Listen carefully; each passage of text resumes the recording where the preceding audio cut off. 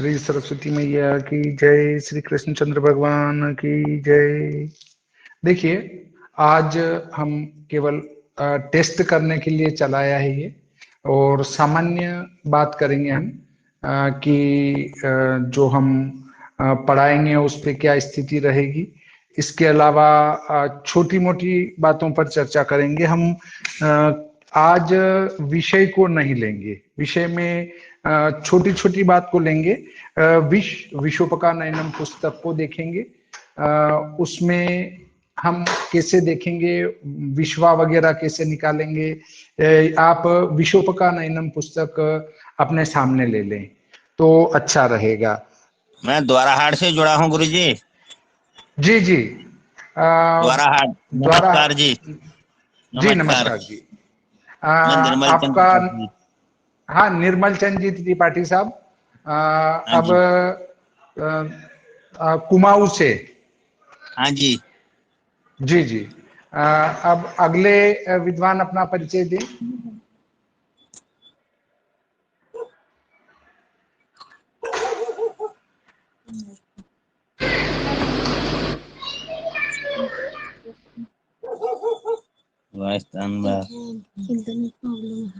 अक्षय जी जुड़े हैं। राजेंद्र शर्मा आगर मालवा। जी जी जी। राजेंद्र जी आगर शर्मा मालवा। साहब आगर मालवा से जुड़े हैं। जी हाँ। और अगले अपना परिचय दें।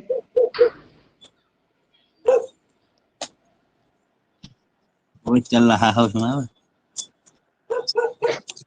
गुरुजी नमस्कार, सादर चरण स्पर्श। हाँ हाँ सर, ये सर। महेंद्र भट्ट, अपना पदा, मुंबई। हाँ ठीक है। महेंद्र जी भट्ट साहब हमारे पास में मनासा के पास के निवासी हैं और मुंबई में निवास करते हैं। आपकी पुस्तकें पढ़ी है, आप पधारे नहीं। जी गुरुजी, मैं मुंबई से आया हूँ। कल मॉर्निंग में, कल दोपहर में कलेक्ट करता हूँ जी गुरुजी। ठीक है ठीक है। अगर मैं मिलूं नहीं मिलूं तो आप घर पे कहना कि वो जो 2 बंडल पड़े हैं टेबल पर, उनमें से एक मुझे दे दो। जी गुरुजी। जी गुरुजी। बाहर की टेबल पे कंप्लीट पड़ा है आपका पैक, आप कभी भी ले जा सकते हैं। और साथ में 1-2 जन्म पत्रिका की खाली कॉपी भी ले जाएं, कोई दिक्कत नहीं है, वो भी मैं दे दूंगा आपको। जी गुरुजी, अगले कल अपना मैं। परिचय दें। धन्यवाद। ठीक है सर। कल शाम को 5 बजे आएंगे तो मैं मिल ही जाऊंगा। गुरुजी बिल्कुल है ना। हाँ, अगले अपना परिचय दें।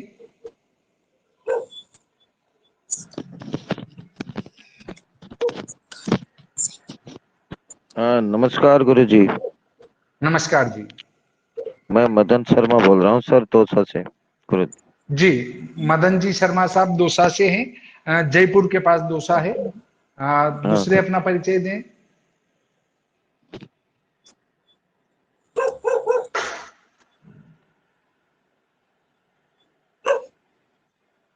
ऋषि कुमार, लखनऊ से।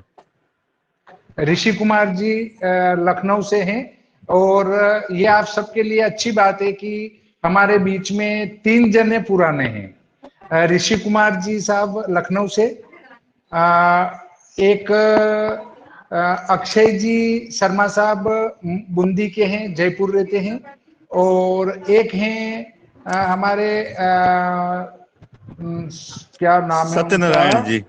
सत्यनारायण जी शर्मा साहब ग्वालियर के पास बिंद मुरैना के इधर के हैं। और आप भी तीसरी बार हैं। ये 3 जो है सदस्य तीसरी बार हैं। और मुझे लगता है कि अब इनको भविष्य में जुड़ने की जरूरत नहीं लगेगी। परंतु यदि विषय चेंज करेंगे तो अलग बात है कि अगर ग्रह लाघव पर एक सारणी बना के ना अगर वो पढ़ाएंगे तो भले ही जुड़ सकते हैं, बाकी अब इनको जरूरत नहीं लगेगी। इस बार इतना व्यवस्थित हो जाएगा काम। दूसरे अपना परिचय दें।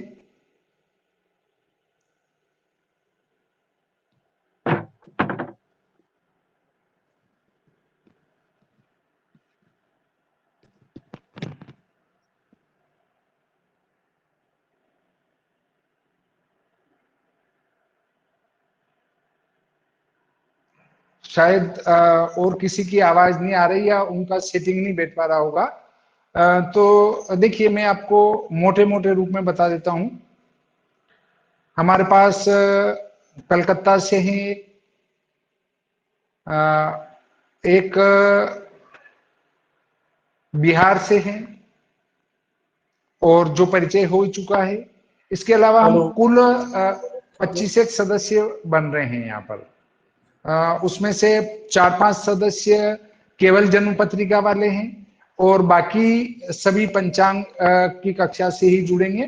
तो यहाँ पर जो पंचांग निर्माण सीखेंगे उनके लिए जन्म पत्रिका भी है, वे जन्म पत्रिका में अवश्य जुड़े। हो सकता है कोई ऐसा बिंदु मिले जो शायद आपने कभी टच नहीं किया हो, तो आपको प्रतिदिन इसको देखना चाहिए।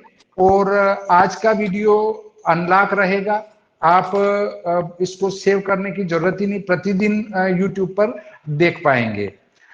तो मेरा परिचय तो आप जानती हैं, ज्योतिषाचार्य पंडित भागीरथ जोशी, 89 आनंद विहार कॉलोनी, भोली आवास के पास, नीमच, मध्य प्रदेश से हूं। और ज्योतिष में आचार्य किया है और डीएड, बीएड और एमएड तीनों किया है। राजनीति विज्ञान और ज्योतिष और संस्कृत, इनमें एमए किया है। कोशिश है पीएचडी भी कर लें ज्योतिष में, पर विचार बदलता रहता है, ये वाली स्थिति है। तो अब हम मूल विषय पर आते हैं, क्योंकि आज सभी नहीं जुड़ेंगे। सभी क्यों नहीं जुड़ेंगे? क्योंकि हमने 6 तारीख से रखा है इसको, पर आज केवल टेस्ट के लिए हमने चला है, क्या चलता है या नहीं चलता है, या कोई नए हैं तो उनसे चलता है या नहीं चलता है। तो एक बार ये आपका टेस्ट हो गया। अब हम आज एक विषय तो ले लेते हैं ताकि आप जुड़े हैं तो वो व्यर्थ नहीं जाए कि भाई हम जुड़े, 1 घंटा भी बिगाड़ा और कुछ मिला नहीं। तो हमें प्रतिदिन कुछ न कुछ मिलना चाहिए। तो हम कक्षा में जुड़ के और अपने को धन्य समझेंगे। अगर नहीं मिला और केवल टाइम पास हो रहा है तो ऐसी कक्षा में जुड़ने से कोई मतलब नहीं है। देखिए सिखाने वाले बहुत सारे हैं, परंतु जो सार सिखा दे वो आपको बहुत कम मिलेंगे। और उनमें भी फिर आपको पंचांग ऑनलाइन सिखा दे, ये शायद ही एक आध कोई मिल जाए तो मिल जाए, बाकी नहीं बताएंगे। और उनमें उसमें भी फिर केतकी ग्रह गणित पढ़ाए, वो एक अलग बात हो जाती है। ये बहुत क्लिष्ट विषय है। वैसे अगर इसको सरल तरीके से पढ़ेंगे तो बहुत सरल विषय भी है और बहुत क्लिष्ट विषय भी है। यदि थोड़ा सा गुणा भाग आ जाए तो हम आसानी से इसको कर पाएंगे। चूंकि मेरा हाथ, जो मैंने आपको कैलकुलेटर की फोटोकॉपी भेजी थी और उसका पूरा विवरण भेजा था, उस पर मेरा हाथ जमा हुआ है, इसलिए मैंने आप सबको सलाह दी थी कि आप वो वाला कैलकुलेटर मंगवा लें, ताकि मैं उसको आपको समझा भी सकूं और मैं खुद भी उससे करूं तो आप भी मैं जो कहूं वो दबा के ने उत्तर ला सकें। अन्यथा मैं क्या बोलूंगा, आप क्या करेंगे, उसमें गड़बड़ी हो सकती है। तो इसलिए मैंने आपको फोटो भेजा था और शायद जिनने मंगा लिया होगा ठीक है। और अगर वो बीच में चलाना नहीं भी आता है तो मैं आपको उसको चलाना समझा दूंगा, कैसे इसको चलाते हैं। उससे आप आपका मध्यम ग्रह प्रतिदिन का बना सकते हैं। पूरे 365 दिन का मुश्किल से 20 मिनट में आप लिख भी देंगे और बना भी देंगे। इतना तेज गति से उससे काम होगा। और हाथ से करना भी सिखा दूंगा आपको, बिना कैलकुलेटर के। आप बिना कैलकुलेटर के भी कर पाएंगे, कैलकुलेटर से भी कर पाएंगे। और यदि आपको चाहिए कि नहीं साहब हमको तो उससे सीखना है, तो एक्सेल सीट में कैसे करेंगे वो भी मैं आपको मध्यम ग्रह बनाना समझा दूंगा। सारे ग्रह मध्यम, केवल एक पकड़ के खींचेंगे और प्रतिदिन के मध्यम ग्रह स्पष्ट आ जाएंगे। और आप हाथ से करना चाहेंगे तो हाथ का भी बता दूंगा कि हाथ से किस प्रकार से करेंगे, वो भी आपको आ जाएंगे। तो बड़ी आसान तरीके से मैं आपको बताऊंगा। पर जो जन्मपत्रिका सीखने वाले हैं उनको इसकी जरूरत नहीं लगेगी। मध्यम ग्रह क्या है, अहरगण क्या है, अहरगण निकालना 2 प्रकार से बताऊंगा ताकि आप बड़ी आसानी से अहरगण का साधन कर सकें। अहरगण क्या है इसकी परिभाषा बताएंगे, परंतु उससे पहले जब हम जन्म पत्रिका सीखने में चल रहे हैं, तो हम जन्म पत्रिका के विषय पर चर्चा कर लेते हैं। कि देखिए, आपके पास जो यजमान लाएगा वो दिनांक लाएगा। एक तो हम हिंदी के अक्षरों का प्रयोग करेंगे। उसके लिए मैं आपको एक बार समझाता हूं हिंदी में क्या होगा। ये 1, 2, 3, 4, 5, 6, 7, 8 और 9। अगर इन 9 अंकों को आपने एक बार समझ लिया तो बाकी तो सब आ जाते हैं। भाई इसके पीछे 9 लिखेंगे तो 19 हो जाएंगे। तो 9 यहां से समझ लिया, 1 यहां से समझ लिया। ये है हमारा 1, ये है 2, ये है 3, ये हमारा 4, ये 5, ये 6, 7, 8, 9। ये आपको सीखना है। मैं पूरा स्कूल में काम करता हूं तो अंग्रेजी के इन अक्षरों का प्रयोग करता हूं, और अगर जन्म पत्रिका बनाता हूं या पंचांग का काम करता हूं तो इन्हीं अक्षरों का प्रयोग मैं करता हूं। तो आप भी इस दूरे कार्य को सीख लें, अच्छा रहेगा। देखिए, आपको मिलेगा वहां से एक तो दिनांक मिलेगा। दिनांक के बाद आपको दूसरा मिलेगा समय, और अगला मिलेगा जन्म स्थान। 3 चीजें आपको प्राप्त होगी। कहां से? यजमान से। अब देखिए, कुछ का उद्देश्य ये भी हो सकता है कि स्वांतः सुखाय सीखा जाए। इसको एक कार्य करने की दृष्टि से ना सीखे, पर ज्ञान की दृष्टि से इसको सीखे तो वो भी अच्छी बात है। ज्योतिष हमें 2 चीज देती है। 2 चीज में ये है कि एक तो आप इसको व्यवसाय के रूप में भी अपना सकते हैं, और दूसरा इसको आप एक शौकिया तौर पे भी कर सकते हैं। अगर आपकी नौकरी है तो इसको सुबह शाम भी किया जा सकता है, तो इससे अच्छा लाभ मिलता है। ज्योतिष एक टार्च की तरह हमें मार्गदर्शन करती है, परंतु यदि ज्योतिष के आधार पर हम दिन में चलते हैं, उस प्रकार से चलेंगे तो किसी गड्ढे में गिर सकते हैं। भाई ज्योतिष में आया कि आपका बुरा समय चल रहा है, इसका अर्थ ये नहीं कि घर में आप सोए बैठे रहें तो आपका काम नहीं चलेगा। और अच्छा समय चल रहा है, इसका अर्थ नहीं कि अपन दिन में जैसे चलते हैं वैसे कहीं भी देखते हुए में चले जाएं, तो हो सकता है टकरा सकते हैं। तो ज्योतिष टार्च की तरह हमारा मार्गदर्शन करता है, वो संपूर्ण और सब कुछ नहीं है।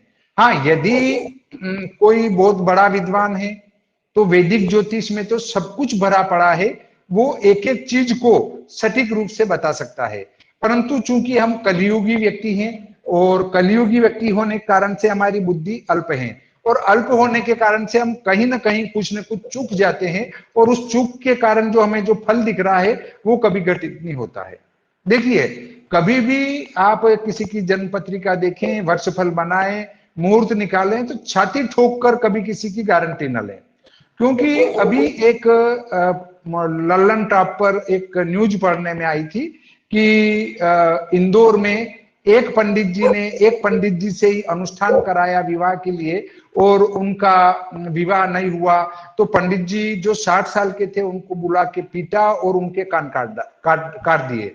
इस न्यूज पर लगभग 50-100 कमेंट्स ऐसे आए हैं कि इन कान काटने वाले ने या पीटने वाले ने बहुत बढ़िया किया। तो देखिए, विप्रों की स्थिति दयनीय है, और लगभग लोग आजकल 60 से 70% लोग ब्राह्मण के विरोध में होने लगे हैं। इसलिए कोई भी कार्य करें तो बड़ी सावधानी से करें। कुछ भी लिख के दें तो उस पर ये स्पष्ट रखें कि साहब इसकी कोई गारंटी नहीं है, क्योंकि फैशन के युग में गारंटी नहीं ली जाती है। तो देखिए, उस पर 50 लोगों ने ऐसा भी कमेंट आया कि कान ही काटे, गले का ध्यान क्यों नहीं रखा, ऐसा भी आया है उसमें। तो आप ये ध्यान रखें कि ब्राह्मणों के लिए प्रतिकूल समय है। लोग और कलयुग का प्रमाण क्या है कि गो, ब्राह्मण और गंगा ये कलयुग में समाप्त हो जाएंगे। ब्राह्मण नहीं रहेंगे, गंगा जी नहीं रहेंगे, और गौ माता नहीं रहेगी। गौ माता भी वो हो जाएंगी जो इंजेक्शन लगा के जो है जर्सी गाय आजकल बनाई जा रही है वो हो जाएगी, देसी गौ माता गायब हो जाएगी। ब्राह्मण अपने कर्म से भ्रष्ट हो जाएंगे और आजकल देख रहे हैं आप ब्राह्मणों की लड़कियां ब्राह्मणों के लड़के अंतर जाति में विवाह करने लग गए हैं, तो इस प्रकार ब्राह्मणत्व नष्ट हो जाएगा। और गंगा माता को स्थान स्थान पर बांध बनाए जा रहे हैं और बांध बना के और पानी को दूसरी तरफ पहुंचाया जा रहा है। तो जब पानी रुक जाएगा, पानी को दूसरी तरफ भेज दिया जाएगा और गंगा माता में जो पानी रुक जाएगा भरा रह जाएगा तो उसमें कीड़े पड़ जाएंगे। और जब अपने जो कथा आती है वैकुंठ चतुर्दशी की कथा, उसमें आया है कि जब गंगा जी के पानी में मरकटी के बाल के समान कीड़े पड़ जाएंगे, तब समझ लेना चाहिए कि अब गंगा जी का सत्व चला गया है और गंगा माता पृथ्वी पर नहीं रही है। तो ये प्रमाण हमारे शास्त्रों में पहले से बताए गए हैं, तो आपको ध्यान रखकर कार्य करना चाहिए। तो ऐसे लोग ब्राह्मणों के विरोधी होते जा रहे हैं। तो देखिए, अब दिनांक समय स्थान प्राप्त होगा, तो सबसे पहले आपको जन्म स्थान के अक्षांश की आवश्यकता लगेगी। तो हम पढ़ेंगे जन्म समय।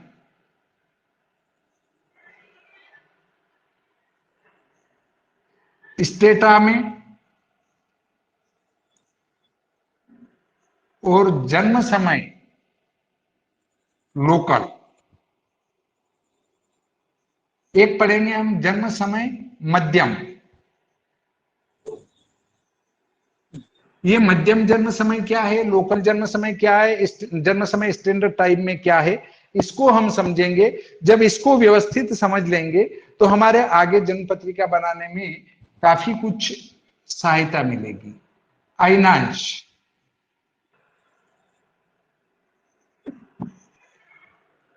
अयनांश क्या है और इनको कैसे निकालें। उसके बाद अगला बिंदु आएगा लोकल सूर्योदय।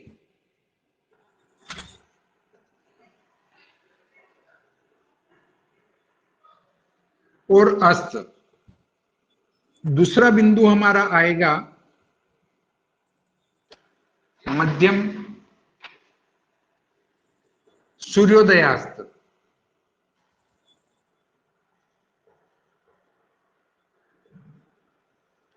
अगला बिंदु आएगा स्पष्ट स्टैंडर्ड टाइम में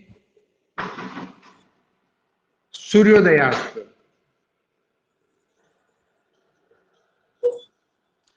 अगला आएगा दिनमान, रात्रिमान और मिश्रमान।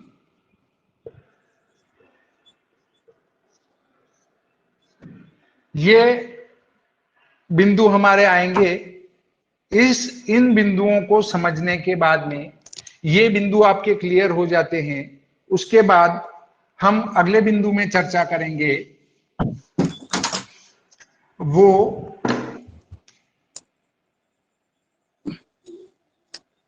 इष्टकाल। इस इष्टकाल को लेकर भी कहीं कहीं बहस हो जाती है। वो ये कि इष्टकाल नहीं, गलत बोल रहे हो आप, वो इष्टगति होता है। अरे तो काल का अर्थ होता है समय। काल का अर्थ वो नहीं कि आप अपमृत्यु या कोई संकट खड़ा हो गया। काल का अर्थ है समय। तो इष्टकाल भी शुद्ध है और यहां इष्टगति भी इसको लिख सकते हैं। अगर आपकी इष्टगति शुद्ध है तो आपका पूरा गणित आगे तक सही चलेगा। अगर ये शुद्ध नहीं है तो आगे की जन्म पत्रिका पूरी अशुद्ध बनेगी। देखिए, इसमें एक बात और आती है कि इष्ट घटी शुद्ध करने का गुलिक मांदी आदि जो तरीके बताए गए हैं, मैं उनको शुद्ध नहीं मानता हूं।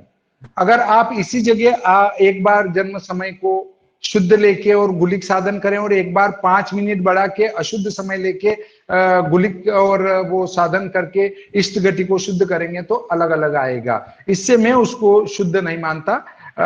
फिर भी आप सीखना चाहेंगे तो गुलिक और उनको भी निकालना समझा दूंगा मैं। अगर लग्न स्पष्ट करना आ गया तो गुलिक स्पष्ट करना बड़ी आसानी से आ जाएगा। देखिए इसके बाद 10वां बिंदु लेते हैं। इष्ट काल इष्ट गति एक ही बात है, अलग अलग नहीं है। अब इसमें अगले बिंदु पर यदि हम चर्चा करें तो इष्ट गति निकल गई। इष्ट गति निकलने के बाद पंचांग परिवर्तन। पंचांग परिवर्तन इसलिए आवश्यक है कि पंचांग किसी स्थान विशेष का होता है। जैसे हम बूंदी के 5 सदस्य हमारे साथ जुड़े हुए हैं और पांचों ही अच्छे विद्वान हैं। ये नहीं कह सकते हैं कि वे कक्षा से जुड़े हैं, इसका अर्थ जानकार नहीं है। वे तो और अपनी नई चीज सीखने के लिए जुड़े हुए हैं। इसमें आधे से ज्यादा व्यक्ति केवल वे हैं जो जानकार हैं, परंतु अपनी कहीं कोई एकाध कमी हो उसको पूरी करने की दृष्टि से जुड़े हैं। तो देखिए पंचांग परिवर्तन क्यों करना चाहिए? तो माना पंचांग है जोधपुर के आधार पर और बैठे हैं बूंदी में, जन्म हुआ बूंदी का, तो बूंदी का जन्म पत्रिका बनानी है तो पंचांग तो जोधपुर के आधार पर, जोधपुर के अक्षांश रेखांश पर है।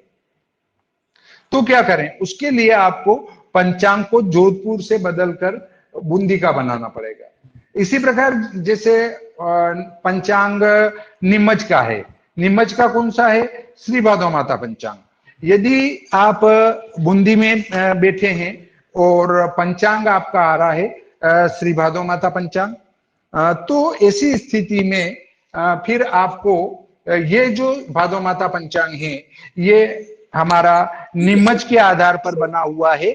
अब नीमच के पंचांग का उपयोग अगर जन्मपत्रिका निर्माण में बूंदी के लिए करते हैं तो उसमें जन्मपत्रिका में अंतर आएगा।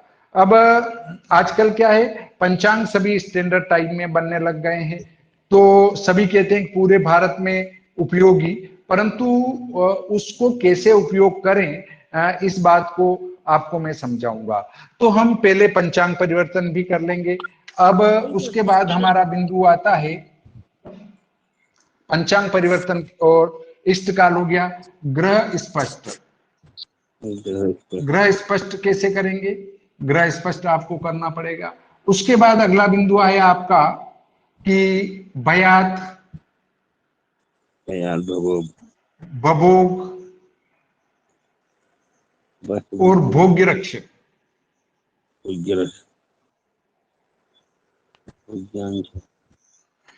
जन्म समय तक बीता हुआ समय, नक्षत्र का कुल मान और जन्म समय के बाद नक्षत्र कितना और बचा, इस पर चर्चा करेंगे। इससे महादशा स्पष्ट करेंगे। महादशा साधन भयात भभोग से। लग रहा है महादशा का साधन हम करेंगे। महादशा साधन भयात भभोग से होगा। तो आपको पहले महादशा में भी हम केवल 3 महादशाओं पर चर्चा करेंगे। एक चर्चा करेंगे विशोत्री, एक करेंगे अष्टोत्री, एक करेंगे योगिनी पर। और एक विशोत्री महादशा को प्रत्यंतर तक आपको ले जाऊंगा ताकि आप प्रत्यंतर कैसे निकालें उसको समझ पाएंगे। परंतु योगिनी और अष्टोत्री का अगर आप अंतर प्रत्यंतर ये सब निकालना चाहें तो जिस प्रकार से हम विशोत्री का निकालेंगे वैसा गणित करके आप स्वयं निकाल सकेंगे। उसका भी आपको तरीका बता दूंगा मैं। इसके बाद अगले बिंदु पर आएंगे महादशा को भरना। महादशा चार्ट भरना। महादशा का चार्ट जो है उसको किस प्रकार से हम भरेंगे उस पर चर्चा करेंगे। इसके बाद अगला बिंदु आ जाएगा हमारा कि हम लग्न दशम, चतुर्थ भाव साधन कैसे करें? उसके बाद अगला बिंदु आएगा संधि सहित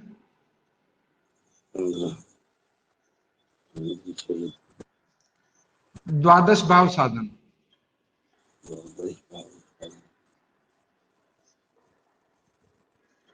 देखिए यहां जो जन्म पत्रिका सीखेंगे उनको लग्न साधन हम विश्व सायन लग्न सारणी से सिखाएंगे। विश्व सायन लग्न सारणी से हम लग्न साधन सिखा देंगे और दशम चतुर्थ भाव साधन सिखा देंगे। उसके बाद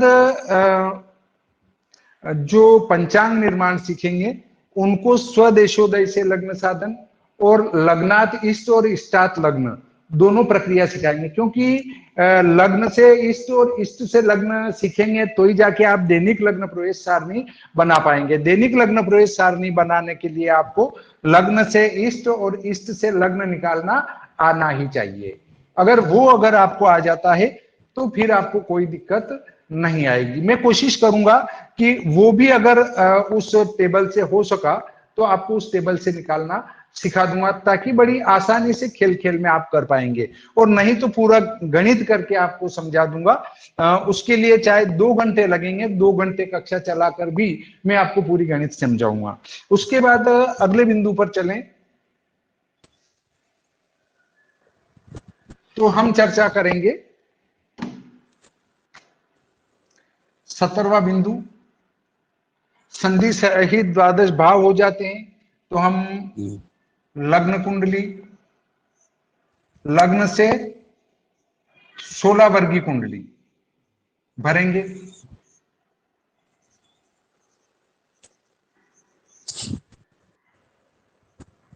सप्तवर्गीय चक्र,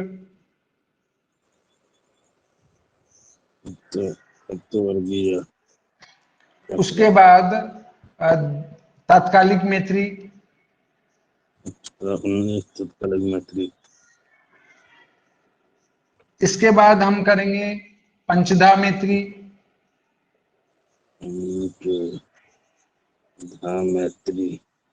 इनका उपयोग कैसे करेंगे, पंचधा मैत्री का उपयोग कैसे करेंगे, सप्तवर्गीय चक्र का उपयोग कैसे करेंगे, इस पर भी हम चर्चा करेंगे। देखिए उसके बाद हम कोशिश करेंगे कि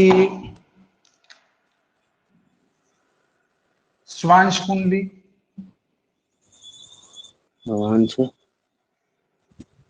कुंडली, उसके बाद कारकांश कुंडली,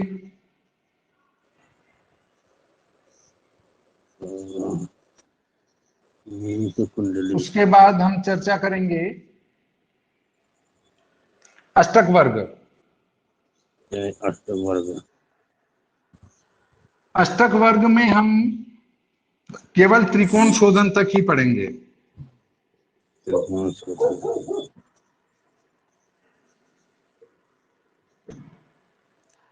त्रिकोण शोधन तक ही इसको क्यों पढ़ेंगे? क्योंकि मैं आपको बता दूं कि अष्टक वर्ग में त्रिकोण शोधन के बाद जो भी प्रक्रिया है वो बहुत क्लिष्ट है। उसके लिए तो फिर बहुत लंबे समय की जरूरत लगती है। अगर आपको फिर भी लगे तो आप मेरे पुरानी जो वीडियोज हैं वो बिल्कुल ओपन है, उनको देख सकेंगे। 159 वीडियो है, उसकी सूची में आपको भेज दूंगा, उससे आपका आगे का हो जाएगा। एकाधिपत्य शोधन होगा, त्रिकोण शोधन के बाद एकाधिपत्य शोधन, एकाधिपत्य शोधन के बाद राशि पिंड, ग्रह पिंड, योग पिंड, और इन योग पिंड सभी ग्रहों के निकलेंगे। 8 ग्रह है तो 8 ग्रह के योग पिंड निकलेंगे, और सभी के योग पिंड निकलने के बाद स्वयं की आयु का साधन अष्टक वर्ग से, बहन, भाई, माता, पिता, पुत्र, मित्र, इन सब की आयु का साधन आप अपनी कुंडली से कर सकते हैं कि आपकी कुंडली से उन लोगों की आयु कितनी सिद्ध हो रही है, आप बड़ी आसानी से सिद्ध कर पाएंगे। तो ये अष्टक वर्ग हम पढ़ेंगे। इसके बाद वर्ष कुंडली, वर्ष कुंडली, वर्ष कुंडली में हम एक तो त्रिपता की चक्र पढ़ेंगे, सूत्रता, एक मुद्दा दशा मुद्दा दशा, और भरसे कुंडली। ये तीन चीजें इसमें मुख्य होती है। वैसे तो इसमें पंचाधिकारी भी होते हैं, तो पंचाधिकारी भी अगर अपने को लगा तो पंचाधिकारी भी अपन इसमें पढ़ लेंगे। पंचाधिकारी पर पंचाधिकारी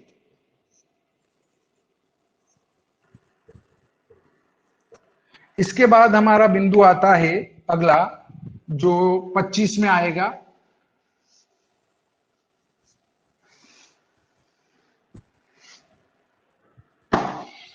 वो ये रहेगा कि फलित। फलित, फलित कैसे देखेंगे?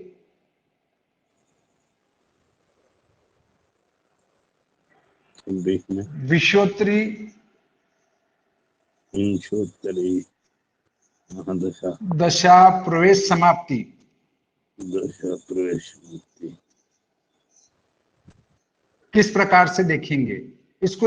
निकालना पहले सीख चुके हैं, इसको देखेंगे कैसे वो समझाऊंगा। इसके बाद हम जन्म पत्रिका की कॉपी कैसे भरें उस पर चर्चा करेंगे।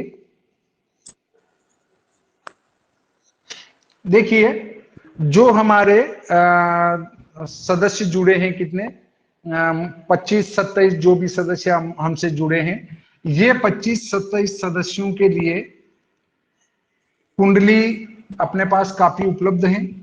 वो आपको निशुल्क मिलेगी 20 कॉपी। 20 कॉपी निशुल्क है, पर उसका डाक खर्च आपको वहन करना पड़ेगा। डाक खर्च जो कि 20 कॉपी का लगभग बन जाएगा 50 रुपए। 50 रुपए डाक खर्च में आपको ये 20 कापियां मिल जाएगी। उससे ज्यादा अगर आपको चाहिए तो 50 कापी तक डाक खर्च 100 रुपये है, और एक कापी 12 रुपये की है। मतलब पूरा जितने में मेरे छपी उतने में मैं दे रहा हूं, पर 20 कापी तक आपको निशुल्क मिल जाएगी। 50 रुपए आप देंगे, पर यह केवल आप लोगों के लिए है जो कक्षा से जुड़े हैं।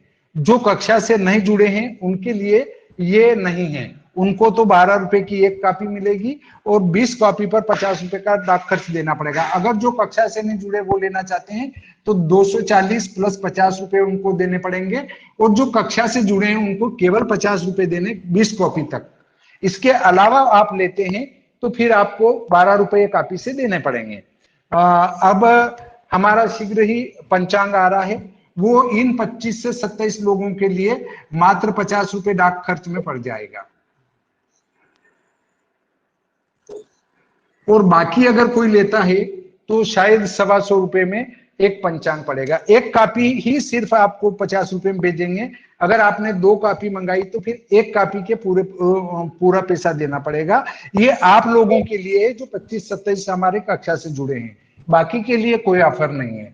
बाकी को जो खर्चा है वो पूरा वहन करना पड़ेगा। देखिए, इसके बाद में प्रारंभिक जानकारी में आते हैं। ये सारा काम कर लेंगे, इसके बाद हमारे जन्म पत्रिका वाले भाई लेफ्ट हो जाएंगे। अब आपको ये चाहिए कि आज जो पढ़ाया जाए उसको कल पूछ लें, कल पढ़ाएं वो परसों पूछ लें। और ग्रुप जो अपना बना हुआ है उसमें धन्यवाद, हाय, हेलो या अन्य कोई पोस्ट नहीं डालेंगे। सिर्फ हमारी पढ़ाई से संबंधित पोस्ट होगी। आपने अगर कोई प्रश्न किया वो विषय से संबंधित होना चाहिए। कहीं से भी उठा के कोई भी प्रश्न नहीं करेंगे। जो आज पढ़ाया गया उस पर कोई चीज समझ में नहीं आई तो आपको उस ग्रुप में डालना है। डालने के बाद आपको जवाब दे दिया जाएगा। जवाब देने के बाद आपको धन्यवाद नहीं देना है, प्रणाम नहीं करना है, कुछ भी नहीं करना है। क्योंकि अगर आपने उस पोस्ट पर बार बार कमेंट करके पीछे कर दी उसको, तो दूसरे व्यक्ति देखने वाले को दिक्कत आएगी। इसलिए ये ध्यान रखें, अपना प्रश्न पूछा, बात खत्म, आपका उत्तर मिल गया, उसके बाद धन्यवाद की जरूरत नहीं है। और अपने इस ग्रुप में सिर्फ आपका प्रश्न होगा, मेरा उत्तर होगा। मैं नहीं दूंगा तो कोई भी जो उत्तर देने वाले हैं वो दे देंगे।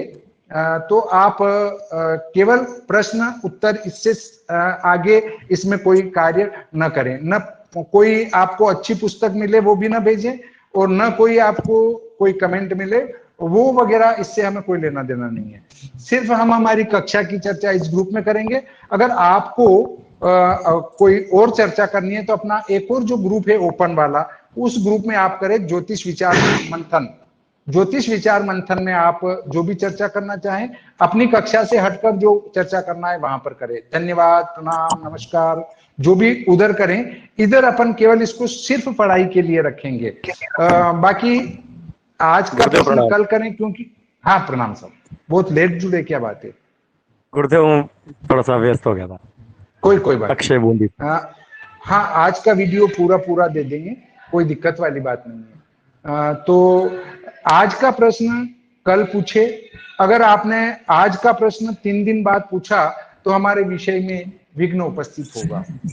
हाँ, यदि आप कक्षा में नहीं जुड़ पा रहे हैं और आपको अगर कोई मैंने वीडियो दे दिया तो आप उस वीडियो को कुछ भी करके रात में देखें, दिन में देखें, पर दूसरे दिन प्रश्न अवश्य कर लें उस पर, तो आपका समाधान हो जाएगा। अच्छा, दूसरा ये है कि विषय से हटकर प्रश्न न करें और केवल सुने। जैसे आज बिल्कुल नहीं बोले आप, मुझे बड़ा अच्छा लगा। बिल्कुल ऐसे मौन होकर अगर आप श्रवण करेंगे तो जो चीज आपने सोची नहीं है उससे ज्यादा आपको दूंगा मैं, वो जरूरत से ज्यादा देने का मेरा विचार है। जो मैंने नहीं कहा उससे ज्यादा सिखा दूंगा, पर आपका सहयोग रहेगा। तो यदि आप विषय से भटकाएंगे और 1.5 घंटा अगर आपने बिगाड़ दिया तो शायद हो सकता है कि जो विषय मुझे समझाना है आप उससे मेरे को उठा के कहीं दूसरी तरफ लेते जाएंगे, और जब मैं भी दूसरी तरफ चला गया तो जो मेरे दिमाग में विषय है वो विस्मृत हो जाएगा, और विस्मृत हो गया तो आपको नहीं मिल पाएगा। तो आप से मैं ये आशा करता हूं कि बिल्कुल जैसा आज आप सुन रहे हैं मेरे को, वैसा रोजाना सुने। और जब आपका कोई प्रश्न हो तो जैसे मैंने यहां से यहां तक कोई प्रक्रिया कर दी गणित की, तो फिर पूछे कि साहब हमारे यहां समझ में नहीं आया। वैसे तो मैं बहुत ही अच्छी प्रकार से समझाऊंगा कि आपको प्रश्न ना करना पड़े, मैं कोशिश करूंगा। हाँ, मैं आपसे एक चीज पूछना चाहता हूँ गुरु जी। बोलिए गुरु जी। ये गतांशा है, जैसे आज 20 गते हैं कन्यार के, तो गतांशा निकालना था, तो इसके बारे में बता दोगे आप? अरे जब हम पूरी जन्म पत्रिका बना रहे हैं तो गतांशा में क्या बड़ी बात है। आपको पूरा वो मैं गतांशा बता दूंगा। गतांशा क्या है? गत अंश, सूर्य के गत अंश, वही गतांशा है, और क्या है जी। आपके पास अभी पंचांग है सामने? हाँ जी, मेरे पास उसका है, रमेश चंद्र जोशी जी का पंचांग है। रमेश चंद्र जी जोशी जो ये रामनगर वाले कुमाऊं के। हाँ, अब उसमें आज की तारीख देखिए आप। आज 6 तारीख है। हाँ, अब उसके सामने सूर्य स्पष्ट देखिए ना 5 ना, आज हम 5 तारीख सूर्य कोई दिक्कत नहीं, कोई, अरे आप तो कोई सी भी तारीख के सामने देख लीजिए। 5 देखिए, 6 देखिए, सूर्य स्पष्ट क्या है? सूर्य स्पष्ट अक्टूबर 5 तारीख का सूर्य स्पष्ट 5/17/34 है। तो इस आगे वाले अंक का अर्थ है कन्या। हाँ जी। और कन्या अर्कात गतांशादी, और पीछे जो आपने लिखा है बोल रहे हैं वो सारा उसका पीछे लिख देना ऐसा कैसा, बस 17/34 है गुरु जी। हाँ बस, और कुछ नहीं करना। और क्या? तो 17/34 है ना, आपकी कला और अंश और कला है ना, वो आ जाएगा गतांश। हाँ, ये गतांश है, और क्या? पर ये शुद्ध नहीं है, ये शुद्ध नहीं है। शुद्ध में आपको निकाल के भरना बताऊंगा, वो शुद्ध रहेंगे। इनको जन्म पत्रिका में नहीं भर सकते आप। हाँ जी। इनको जन्म पत्रिका में नहीं भरेंगे। अगर शुद्ध भरना है तो उसके लिए मैं आपको निकाल के बताऊंगा कि ये आप भरना, वो बिल्कुल शुद्ध रहेगा। मतलब आप के हाथ की, अगर आप व्यवस्थित प्रतिदिन कक्षा अटेंड करते हैं और 3 उदाहरण कर लेते हैं तो फिर आपको कोई सी भी जन्म पत्रिका भरनी पड़े आराम से भर पाएंगे, और किसी भी मंच पर कहीं भी जाके आपको बोलना पड़े कोई आपको रोकेगा नहीं कि आप गलत कर रहे हैं। हाँ जी। अब देखिए हम आज का जो विषय है उसको लेते हैं। विशोपका नयनम जो पुस्तक है उसको खोलिए आप, और जिनके पास नहीं है वो पुस्तक प्राप्त होने के बाद देख लें। देखिए पेज नंबर 34 तो पहले आपको शक और ये निकालना नहीं आएगा, मैं शक और ये निकालना आपको बता दूं। देखिए हमारे यहाँ जितनी भी गणित चलती है वो शक के आधार पर चलती है। जैसे अभी शक 1944 चल रहा है और अगले साल आएगा शक 1945। अब सन में से घटा देंगे आप कितने,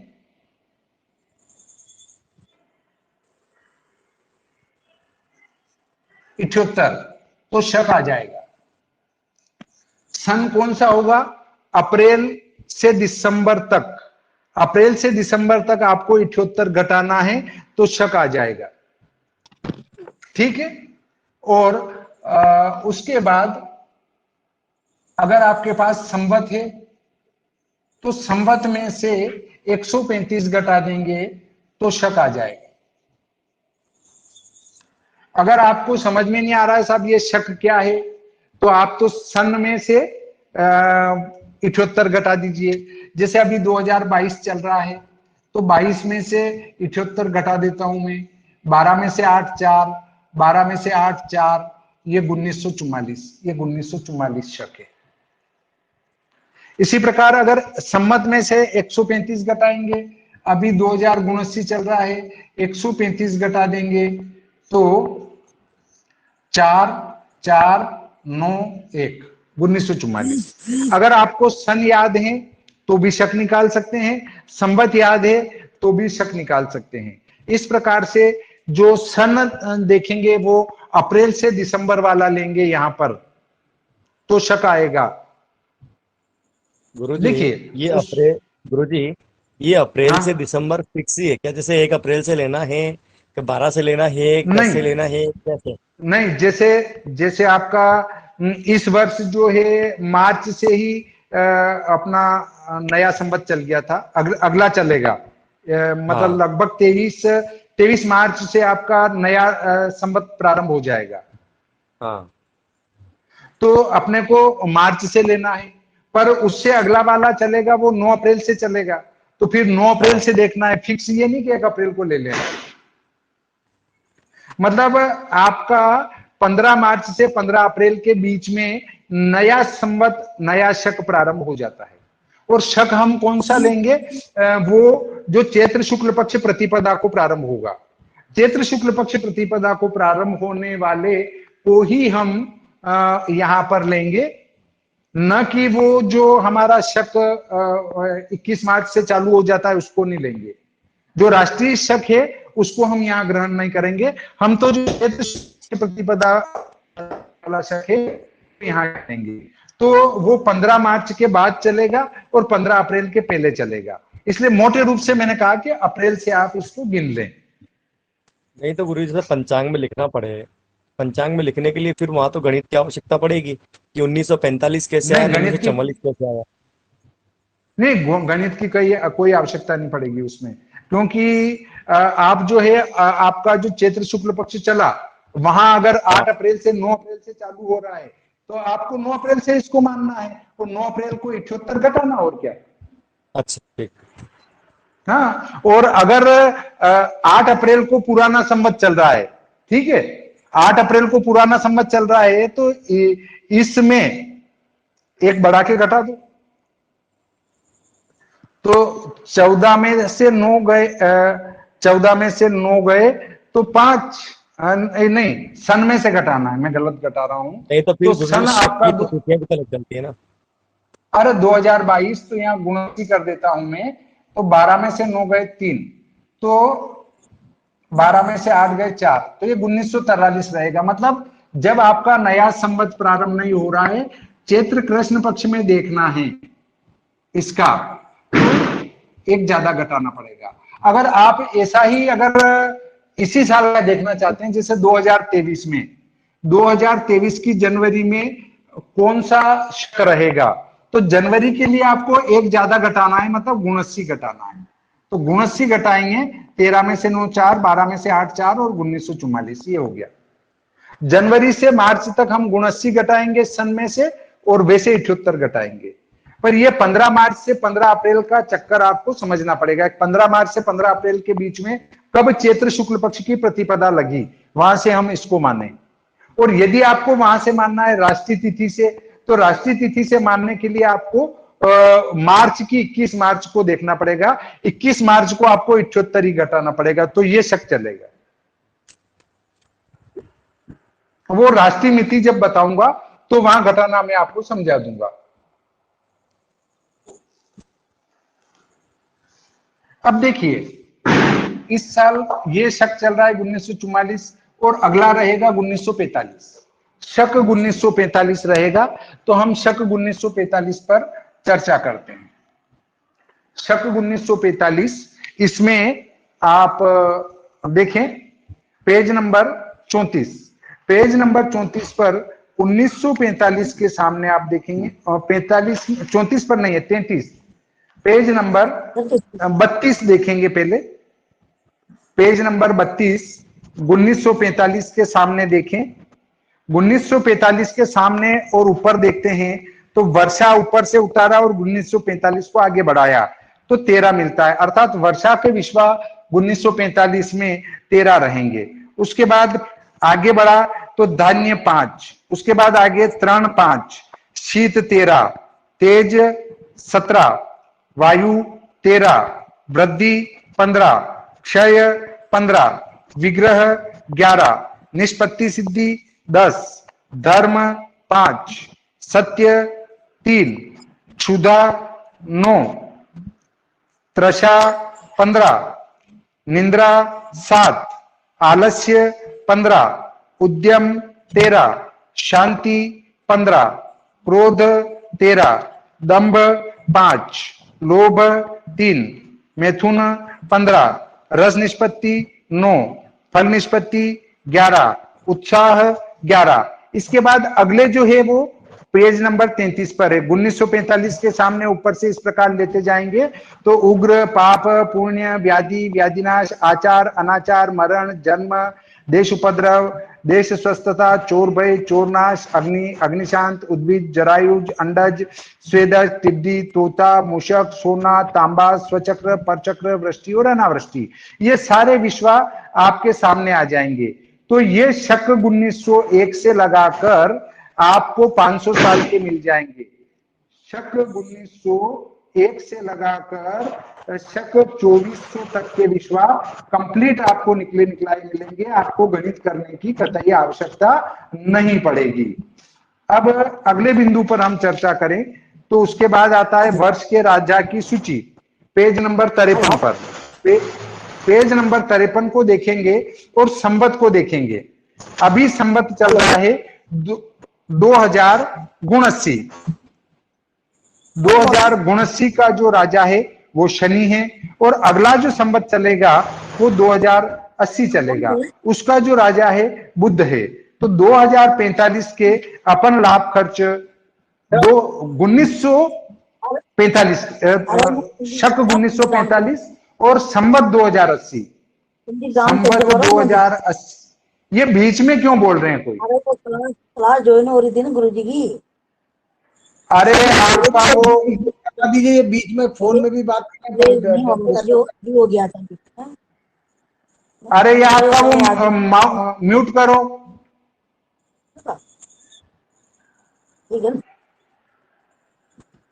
देखिए अगर बीच में ऐसे बातें करेंगे तो फिर मैं इधर से म्यूट कर दूंगा तो आपके प्रश्न भी नहीं हो पाएंगे। देखिए सभी को निवेदन है, अपने अपने माइक बंद कर लो। नीचे माइक का ऑप्शन दिया हुआ है एक रेड कलर का, यदि ग्रीन हो रहा है तो उसको रेड कर दो। देखिए संवत 2080 और शक 1945, इसका जो राजा दिया है पेज नंबर 53 पर अंतिम वाली पंक्ति में, ये संवत 2080 राजा बुद्ध, ये किस काम का है इसको बताऊंगा। पेज नंबर 54 निकालें। 54 पर विशोत्री मतेन लाभ खर्च आय व्यय चक्र, इसमें उल्टे हाथ पर वर्ष का राजा दिया है, ऊपर राशियां दी है। तो राजा को पकड़ो, राजा बुद्ध है उसको पकड़ा, तो हमारे मेष राशि पर 2 का लाभ 5 का खर्च आएगा। ऐसे ही वृषभ राशि पर 11 का लाभ 11 का खर्च आएगा।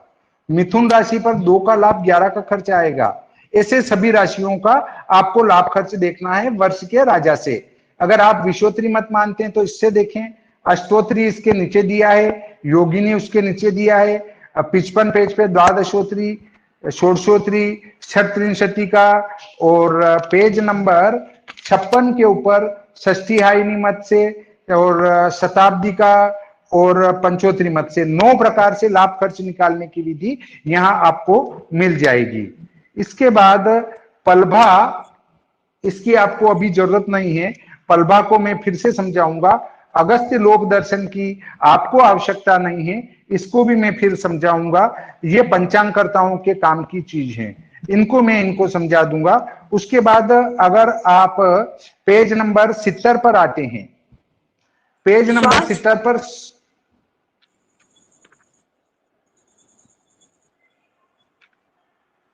पेज नंबर 70 पर और 71 पर, तो हमारा सन 2022 मिलेगा, वो पेज 71 पर मिलेगा। तो पेज नंबर 71 पर 2022 का मेष, कन्या, तुला, मीन, इनका स्वदेशोदय देखें तो 279 640 दिया है, मतलब 279 पल, 6 विपल और 40 प्रतिविपल। ऐसे ही सभी राशियों का यहाँ पर लंकोदय है, स्वदेशोदय नहीं है। स्वदेशोदय कहने में आ गया हो तो उसको सुधार लेना। यहाँ ये सब राशियों के लंकोदय दे रखे हैं। और सूर्य की परम क्रांति, सूर्य की परम क्रांति 23, 26, 10 है अभी की। ये मध्यम सूर्य क्रांति है, परम क्रांति, मध्यम सूर्य परम क्रांति, इसको परम क्रांति कहते हैं, पर ये मध्यम है। इसमें एक संस्कार और होता है, उससे ट्रू क्रांति आ जाती है। तो अपने को ट्रू नहीं करना है, क्योंकि एक विपल का लगभग अंतर आएगा, कोई फर्क नहीं पड़ना, इससे हम इसको ही ग्रहण कर लेंगे। तो इसको ओब्लिक्विटी कहते हैं अंग्रेजी में। जो अंग्रेजी की पुस्तकें कोई पढ़े तो वो ओब्लिक्विटी से इसको समझे। सूर्य परम क्रांति या परम क्रांति ये आपको मिलेगी आगे के वर्षों में, सन 2300 तक। पृष्ठ क्रमांक 74 निकालेंगे तो नव मेघ सारणी दे रखी है। अब इसमें पहली वाली लाइन में देखेंगे तो 1945 में वायु नाम का मेघ रहेगा। 9 मेघों में से वायु नाम का मेघ होगा। ये भी 1901 से 2500 तक निकाल रखी है, 600 साल की आपको रेडी मिलेगी। चतुर्मेघ पेज नंबर 76 पर देखेंगे, वहां पर चतुर्मेघ नाम सारणी दी गई है। उसमें 1945 का द्रोण नाम का चतुर्मेघ में से एक मेघ होगा, वो भी आपको निकालने की जरूरत नहीं है, वो भी 600 साल की दे रखी है। द्वादश नाग, 12 नाग होते हैं, उनमें से एक नाग जो है वो 1945 में कर्कोटक नाम का होगा। यहाँ इसको पेज नंबर 78 पर आप देख सकते हैं, ये भी 600 साल के निकाल कर दे रखे हैं। पेज नंबर 80 को हम देखें तो उसमें 1945 के सामने अष्ट नाग में से सुतक्षक नाग दिया है, अर्थात सुतक्षक नाम का नाग इस वर्ष अष्ट नागों में से रहेगा। तो इस प्रकार अष्टनाग भी 600 साल के दे रखे हैं। अब आगे सप्तवात देखते हैं हम 82 पेज पर। तो 1945 में अतिवह नाम की जो है वायु रहेगी, ये भी आपको 600 साल की निकाल कर दे रखी है, आपको निकालने की कतई आवश्यकता नहीं है। इसके बाद हम 12 स्पत्यमानेन संवत्सर भुक्त भोग्य ज्ञान सारणी पर आते हैं, पेज नंबर 87 पर। तो शके 1800 से लगाकर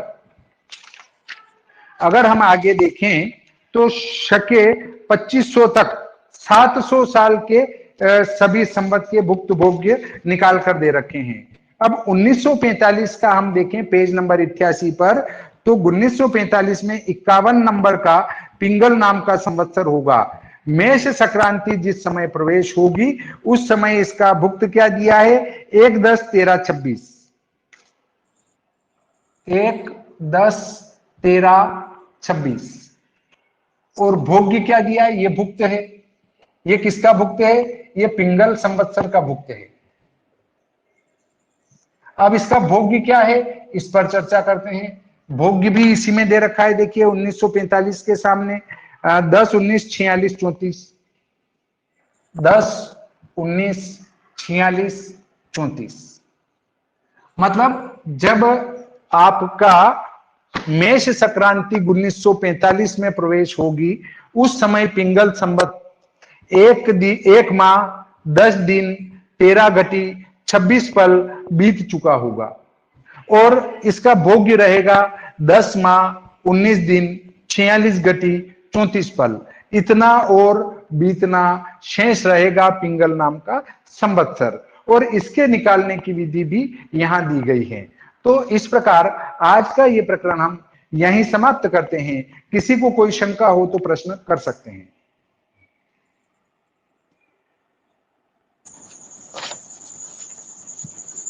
गुरुजी हेलो।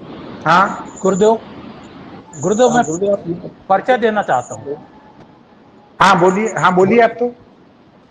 जी मैं श्याम कुमार ताम्रकार, भोपाल जी। मध्य प्रदेश से। जी जी सर। जन्म पत्र से। जी गुरुदेव जी, अभी आगे वाला सवाल पूछना था मुझे। ये 1-10-13-26 में एक क्या एक माह? मैं लिख देता हूं, माह दिन घटी और पल। आपको पुस्तकें मिल गई सर? जी गुरुदेव, अभी नहीं मिली है मुझे। अच्छा, तो कल मिल जाएगी या परसों मिल जाएगी। तो देखिए, एक माह भुक्त है, भोग्य 10 माह है।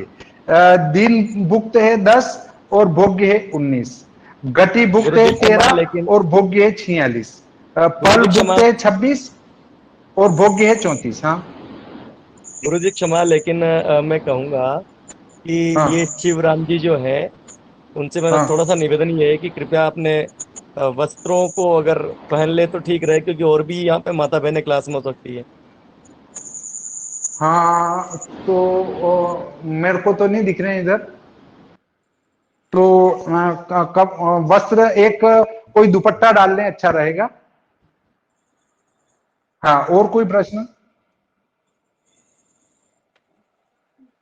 गुरुदेव चरण स्पर्श, मैं परिचय देना चाह रहा हूँ। जी बोलिए सर। मैं सुरेश कुमार वैद्य, रांची झारखंड से। जी सर। रांची झारखंड, झारखंड से मैंने आपका बताया था बिहार, पर बिहार से झारखंड अलग हो गया। जी जी जी। आप जुड़ गए थे शुरू से? हाँ, मैं शुरू से जुड़ा हुआ हूँ, 9 बजे से ही जुड़ा हुआ हूँ। जी जी ठीक है। और की परिचय बाकी हो तो बता दीजिए, और की कोई प्रश्न हो तो बोलें, तो अपन उस पर समाधान करने की कोशिश करेंगे। और कल 9 बजे ही हमें जुड़ना है और कल हम एक विषय को प्रारंभ कर देंगे कि अक्षांश हमारे पास अगर नहीं है जन्म स्थान के तो उसको क्या करेंगे, उस पर भी चर्चा कर लेंगे। और कल एक प्रकरण को पूरा करने की कोशिश करेंगे। आप को मैं कुछ चीजें जो है उसमें डालता जा रहा हूं, आप उससे उसको उतारते जाएं या याद करते जाएं, बहुत बढ़िया रहेगा। और मैं एक उदाहरण करूंगा, 2 उदाहरण आप करेंगे, तो ये 3 उदाहरण अगर एक बार आपने कर लिए तो फिर आपको कहीं से कुछ भी पूछने की जरूरत नहीं लगेगी। इसलिए आप मेरी सलाह है कि 3 उदाहरण अवश्य कर ले, और 3 उदाहरण करने के बाद आपको किसी से कुछ नहीं पूछना पड़ेगा। और किसी का कोई प्रश्न हो? सर, ये भोग्य और भोग बताया आपने, वो समझा नहीं। पर भुक्त भोग्य अभी नहीं समझेंगे। नहीं, भुक्त भोग्य अभी नहीं बताया, वो तो क्या पढ़ाऊंगा वो बताया है मैंने। अच्छा ठीक है सर। भुक्त भोग्य तो मैं आपको आगे बताऊंगा, भुक्त क्या है भोग्य क्या है। जी गुरुजी धन्यवाद।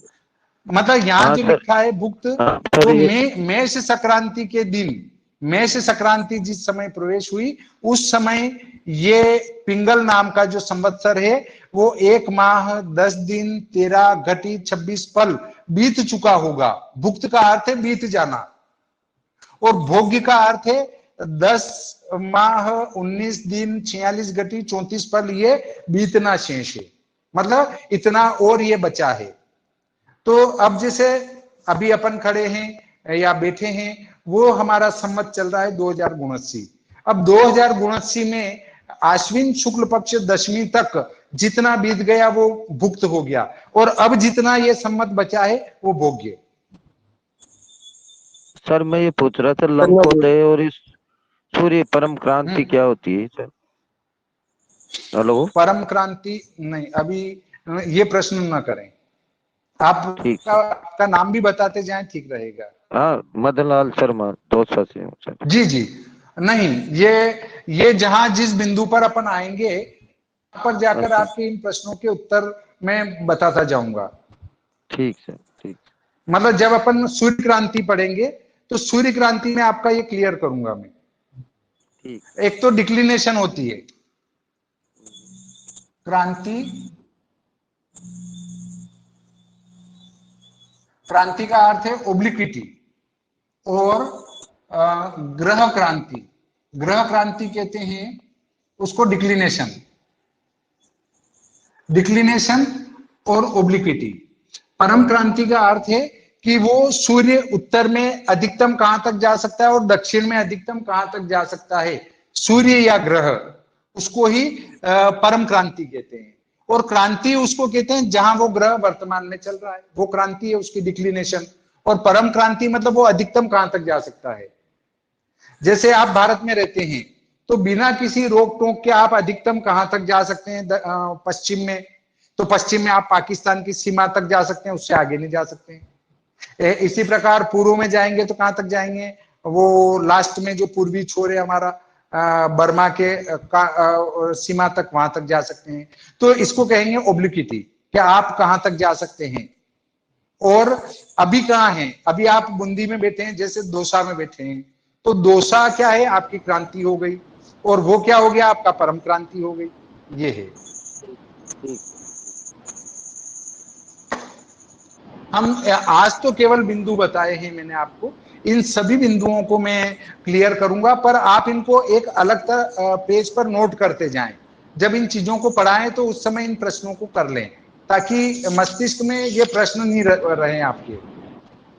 तो आज का प्रकरण यहीं समाप्त करते हैं अपन, और कल 9 बजे हम एक विषय को लेकर उसको पूरा करने की कोशिश करेंगे। एक एक विषय एक एक दिन में क्लियर करते जाएंगे, पर मैं जो एक दिन में पढ़ा दूं उस तरीके के 2 उदाहरण आपको करना है।